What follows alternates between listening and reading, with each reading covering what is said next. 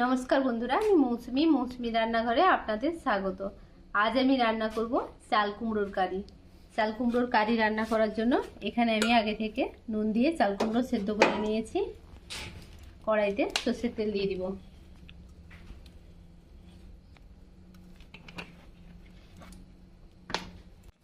কালো জিরে দিয়ে দিব।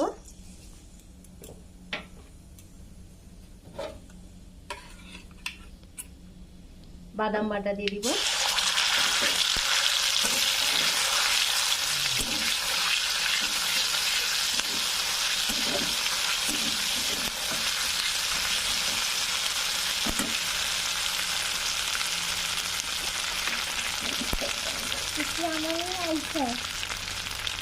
এক চামচ লঙ্কার গুঁড়ো দিয়ে দিব।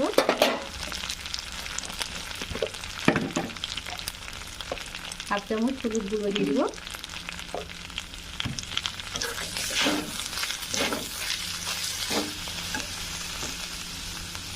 অল্প একটু জল দিয়ে ভালোভাবে কষিয়ে নেব।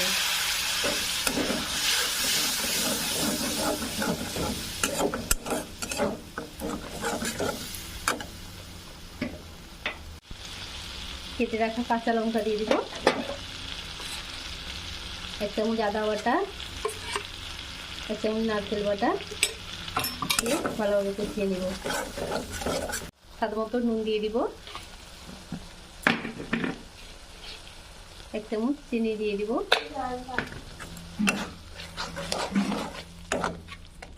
সেদ্ধ করে রাখা চাল কুমড়োগুলো দিয়ে দিব।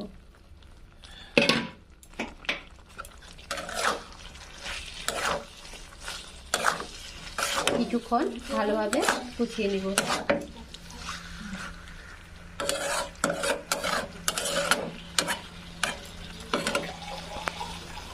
মশলা কষানো হয়ে গেছে, এবার নারকেল দিয়ে দিব।